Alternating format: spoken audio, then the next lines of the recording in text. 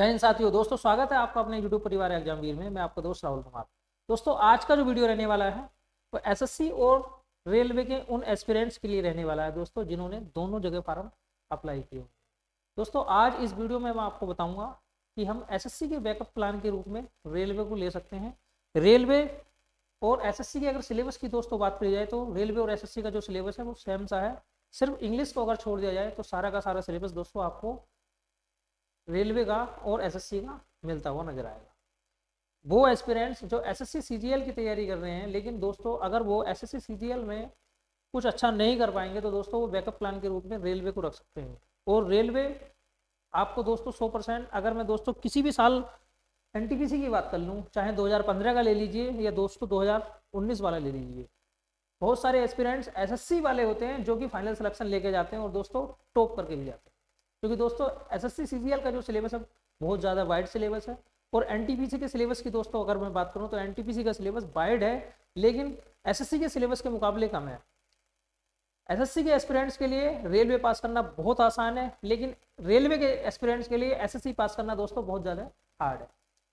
दोस्तों अगर मैं अपने कैरियर की बात करूं तो मैंने दोस्तों सबसे पहला जो एग्जाम निकाला था वो CHSL 2015 निकाला था, जिसमें मेरा स्कोर 165 था प्री पेपर को और एससी को मिलाकर। और उस टाइम दोस्तों जो कट ऑफ गई थी, मुझे आज भी याद है, उस टाइम दोस्तों कट ऑफ 160 गई थी, जिसमें पीए और एससी की कट ऑफ थी 160। लेकिन दोस्तों मैं टाइपिंग में फेल होने की वजह से मुझे नौकरी नहीं मिल पाई। क्यों नहीं मिल पाई थी ये भी दोस्तों आज मैं डिस्कस करूंगा। मैंने आपको बताया है कि मैंने दो बार CHSL क्रैक किया है, 3 बार निकाला, लेकिन 2 बार क्रैक किया, फाइनल सिलेक्शन तक पहुंची, लेकिन नहीं हो पाया। ठीक है। और तीसरी बार 2017 में दोस्तों मैंने टाइपिंग ही स्किप कर दी, क्योंकि दोस्तों जब 4-5 जॉब लग गई थी तो क्या जरूरत थी 2400 ग्रेड पे लेने की। तो आज इस वीडियो में मैं आपको बताऊंगा कि कभी कभी फंस जाता है बंदा, लेकिन अगर उसकी तैयारी, उसकी रणनीति पहले से मजबूत हो तो वो सारे के सारे द्वार चीरता हुआ जाएगा और अपने हर मकसद में दोस्तों कामयाब होगा। देखिए दोस्तों आज अगर मैं बात करता हूँ, एनटीपीसी 2015 में मैंने दिया था, जिसका मेरा स्कोर था प्री का स्कोर 78 और जो मेंस का स्कोर था 0.09। तो मैं फाइनल सिलेक्शन से बाहर था, क्योंकि उस टाइम इलाहाबाद बोर्ड के अंदर 3000 वैकेंसी दोस्तों डिक्रीज हुई थी इलाहाबाद बोर्ड के अंदर। इसलिए दोस्तों फाइनल सिलेक्शन से इतने नंबर से बाहर होना पड़ा था। 2300 वैकेंसी थी, 3000 नहीं, 2300 वैकेंसी। 2300 वैकेंसी भी काफ़ी होती है, अब तो 2300 वैकेंसी किसी एक बोर्ड में है भी नहीं। ठीक है दोस्तों, देखिए उसी साल क्यों सिलेक्शन नहीं हो पाया। 3 पेपर एक साथ पड़े थे 1 महीने में, क्योंकि मैं शुरू में एसएससी का एस्पिरेंट था, फिर मैंने भी रेलवे के फॉर्म डाले। तो एसएससी रेलवे का जो सिलेबस है कॉमन है। पहले तो दोस्तों मेंस पेपर एसएससी का पूरा मैथ और इंग्लिश आता था, लेकिन दोस्तों अब तो जीएस भी आने लगी है। तो आप किस तरीके से रणनीति बनाएं आप, जिससे आपको दोस्तों सफलता आसानी से मिल जाए। इस वीडियो के अंदर एक एक बात को दोस्तों अपने अनुभव के आधार पर, क्योंकि करंट में मैं एक यूपीएससी एस्पिरेंट हूँ, मुझे काफ़ी अनुभव है, हर चीज़ का अनुभव है, और व्यक्ति को क्या चीज़ पढ़नी चाहिए जो उसे उस एग्जाम के पैटर्न के अनुसार बहुत ज़्यादा फायदा देगी। मैं आपको इस पूरी वीडियो के अंदर दोस्तों अपना सारा का सारा अनुभव आपको बताऊंगा। उससे पहले एक गुजारिश करता हूं दोस्तों, जो हमारी वीडियो को देखते हैं दोस्तों, अगर आपने चैनल को सब्सक्राइब नहीं किया है तो चैनल को सब्सक्राइब कर सकते हैं, जिससे आपको हमारी वीडियो का नोटिफिकेशन मिल सके। और अगर वीडियो अच्छी लगे तो अपने जरूरतमंद साथियों में शेयर जरूर करना। देखिए दोस्तों एनटीपीसी 2015 वाला जो मेंस हुआ था वो भी 2017 जनवरी फरवरी के अंदर हुआ था। काफ़ी लंबा टाइम हो चुका है, 2024 चल रही है। ठीक है, ये भी जाने वाली है, और 2017 की बात है दोस्तों, काफ़ी साल है, लेकिन मुझे मेमोरी अब भी याद है, क्योंकि पहली बार का जो फेल होना होता है ना, और एक ऐसा साल जो आपको रुलाता है, वो आपको हमेशा याद रहता है। तो 2000 देखिए दोस्तों 2015 इसका मेंस एनटीपीसी का जनवरी फरवरी के महीने में हुआ था, जनवरी के महीने में हुआ था। और सीजीएल 2016 का मेंस था, वो भी था, मेरा री एग्जाम था। देखिए मेरा नसीब कितना खराब था कि मेरा 2016 का जो मेंस था वो री एग्जाम हो गया था, क्योंकि मेरे सेंटर पर दोस्तों टेक्निकल प्रॉब्लम हो गई थी मेरठ के अंदर, उस टाइम री एग्जाम हो गया था। और जो 2015 CHSL की टाइपिंग थी वो भी मेरी दोस्तों फरवरी के अंदर थी। 3 एग्जाम का प्रेशर, और एक अनुभवहीन बच्चा जिसके पास में कोई अनुभव नहीं है और कोई गाइड करने वाला नहीं है। पहले तो इतना यूट्यूब का जमाना भी नहीं था, अब तो यूट्यूब पे हर इंसान अपनी स्ट्रेटेजी शेयर करता है और आप हर तीसरे बंदे से पूछ सकते हैं, लेकिन पहले दोस्तों नहीं था। और मैं इस चक्रव्यूह में फंस गया, और तीनों की तीनों जगह से दोस्तों मेरा सिलेक्शन नहीं हो पाया, और ये साल मुझे रुलाने वाला था बहुत ज़्यादा। देखिए दोस्तों, एनटीपीसी के अंदर मेरा सिलेक्शन 0.09 से रुका, सीएचएसएल के अंदर टाइपिंग में फेल हुआ, और जो सीजीएल मैथ्स था उसके अंदर भी दोस्तों काफ़ी नंबर आए थे, अच्छे खासे नंबर थे, लेकिन री एग्जाम जब तीनों का एक साथ फंसा, तीनों का जब एक साथ फंसा तो प्रॉपर रूप से दोस्तों ध्यान जो वो कंसल्टेशन नहीं हो पाया, और फाइनल सिलेक्शन दोस्तों 2016 सीजीएल में भी रह गए। अब मैं आपको बताऊंगा कि आपको तैयारी दोस्तों किस तरीके से करनी है। देखिए, आप रेलवे के रूप में रेलवे क्यों रख सकते हैं एसएससी के रूप में। अगर मैं सिलेबस की बात करूं दोस्तों, देखिए एसएससी का सिलेबस और रेलवे का सिलेबस, भाई एसएससी सीजीएल, एसएससी का सिलेबस ले लेते हैं, क्योंकि अब तो चाहे सीजीएल ले लो सीएचएसएल ले लो, बात एक ही है, एसएससी है, सीजीएल ले लो सीजीएल ले लो, सिलेबस सबका डिफरेंट नहीं है, एक ही है, थोड़ा सा बस आपको लेवल में डिफरेंस मिल सकता है। अब देखिए रेलवे का सिलेबस, रेलवे भाई एसएससी में आपको मैथ मिलता है, ठीक है, आपको बहुत अच्छे लेवल का मैथ मिलता है। एसएससी के अंदर दोस्तों आपको जो मैथ मिलेगा बहुत अच्छे लेवल का मिलेगा, ऐसा समझ लीजिए, आपको हाई लेवल, मतलब ज्यादा हाई तो नहीं कह सकते, वो तो कैट होता है। अब तो एसएससी के अंदर मैथ जो है उसका लेवल भी गिर गया है, क्योंकि कई सारे जो सब्जेक्ट हैं वो दोस्तों इसमें इंक्लूड हो गए हैं, इसलिए भाई मैथ मिलेगा आपको, ठीक ठाक मैथ मिलेगा। रीजनिंग मिलेगी दोस्तों, देखिए रीजनिंग अगर आप पढ़ेंगे तो आपको रेलवे से भारी रीजनिंग एसएससी के अंदर अब भी है, मैथ भी भारी है और रीजनिंग भी भारी है। अगर आप यहाँ दोनों में अच्छा करोगे तो ये चीज आपके लिए बहुत आसान है, आप फूंक मारकर नहीं, मतलब आप आसानी से दोस्तों कर सकते हैं, या दूसरे शब्दों में कहूँ तो आप फूंक मारकर भी दोस्तों उड़ा सकते हैं रेलवे के मैथ को, रेलवे की रीजनिंग को, एसएससी वाले बच्चे, ठीक है। दूसरा दोस्तों देखिए जीएस आती है, जीके आती है, जिसमें जीके में करंट है, जीएस है। अब आपको जो बच्चे रेलवे की तैयारी करते हैं, जो बच्चे रेलवे के रूप में बैकअप लेना चाहते हैं, उनके लिए मैं आपको बताऊंगा आपको करना क्या है। आपको जीएस में साइंस ज्यादा पढ़ना है, आपको ध्यान रखना है कि आपको साइंस ज्यादा पढ़ना है, ठीक है। आपको डिटेल में भाई 25 क्वेश्चन यहाँ आपको मेंस के रूप में मिलेंगे, चाहे आप सीएचएसएल की तैयारी कर रहे हैं या फिर आप सीजीएल की तैयारी कर रहे हैं, 25 क्वेश्चन आपको जीके के दोस्तों मिलने वाले हैं।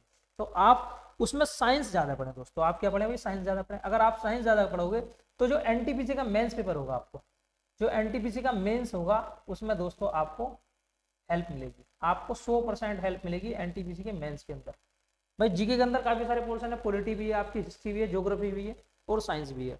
तो आप इसमें ऐसा करें, भाई देखिए इंग्लिश आपको एसएससी के लिए तो पढ़नी ही पड़ेगी, रेलवे के लिए अंदर इंग्लिश नहीं है, लेकिन अगर आपको लगता है कि मैं अच्छी जॉब नहीं ले पाऊंगा या फिर मुझे मनपसंद जॉब मिल रही है लेकिन बहुत दूर मिल रही है, तो आप रेलवे के अंदर टॉप पोस्ट लेकर अपने आप को सेटिस्फाई कर सकते हैं, अपने होम जोन में दोस्तों सर्विस कर सकते हैं। बहुत सारी जो पहले वैकेंसी हुई है उन एस्पिरेंट्स ने भी, बहुत सारे साथी ऐसे हैं जिन्होंने एक्साइज इंस्पेक्टर की जॉब छोड़ी है, और कमर्शियल अप्रेंटिस जो कमर्शियल इंस्पेक्टर होता है 4200 ग्रेड पे की जॉब, लेवल 6 की जॉब, वो दोस्तों वो जॉब पकड़ी है। रेलवे की टॉप मोस्ट पोस्ट होती है। इसी प्रकार सुपरवाइजर की पोस्ट भी आई हुई है। स्टेशन मास्टर आपके लिए एक चॉइस के रूप में हो सकता है। हालांकि अगर मैं एसएससी और रेलवे की जो प्रोफाइल की बात करूं तो रेलवे के अंदर दोस्तों सिर्फ और सिर्फ आपको क्लर्क की जो जॉब होती है 2800 ग्रेड पे, वो जॉब बहुत अच्छी है, रेस्पेक्टेड जॉब है, और वहां पर आपको सुकून मिलेगा अगर आपकी पोस्टिंग डीआरएम ऑफिस के अंदर हो जाती है। बाकी वर्कलोड वाली जो पोस्टें हैं वो स्टेशन मास्टर है और गुड्स गार्ड है, इनमें ज्यादा वर्कलोड होता है दोस्तों।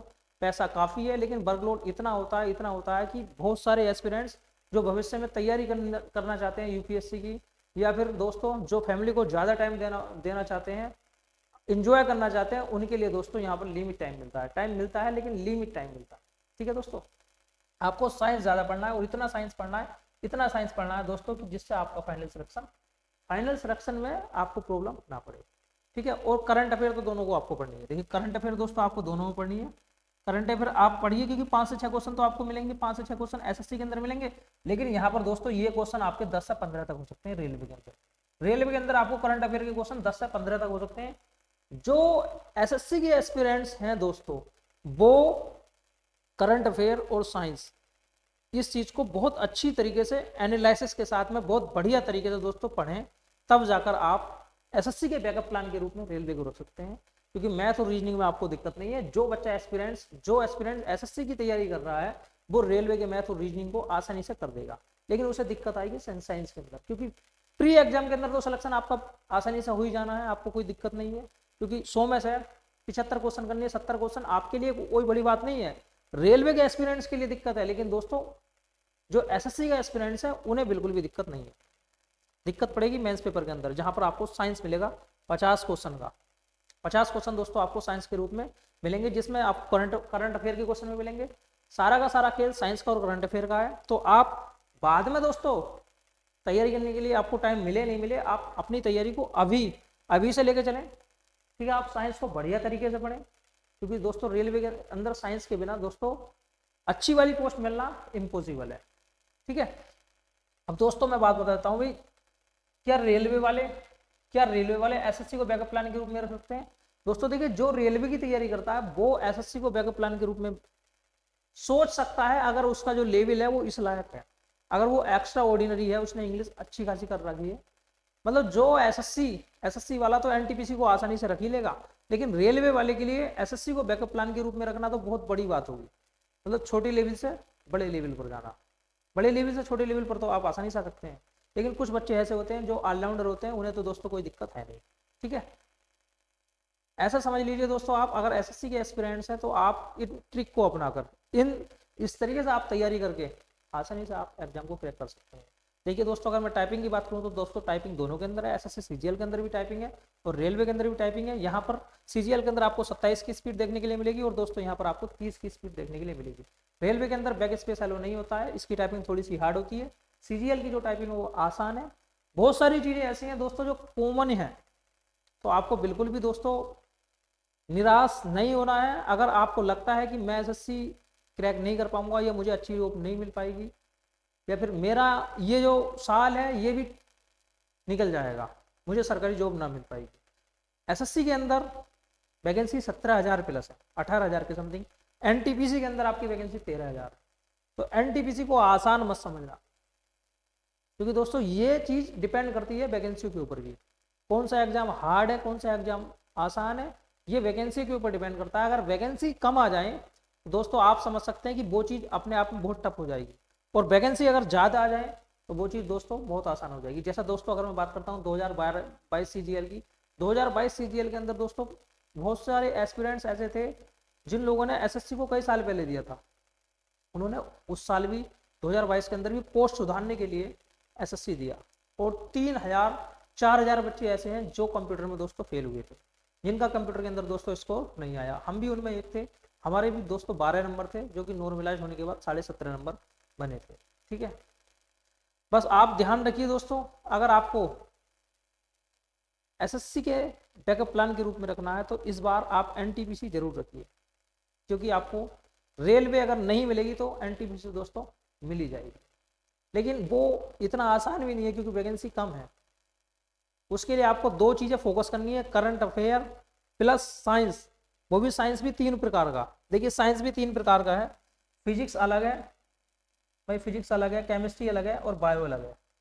आप ये समझिए, आपको जो है ना साइंस के, आपको जीके के रूप में, एसएससी के जीके के रूप में आपको ये चीज पढ़नी है भाई। एसएससी की अगर जीके की मैं बात करूं तो आपको साइंस के सिर्फ 5 या 6 क्वेश्चन मिलेंगे, 5 या 6 क्वेश्चन या हद से 6-7 क्वेश्चन मिलेंगे, 5 या 6 क्वेश्चन ही मिलेंगे आपको एसएससी की जीके के रूप में। लेकिन दोस्तों रेलवे के अंदर ये चीज आपको 30 से 35 नंबर की दोस्तों मिलने वाली है।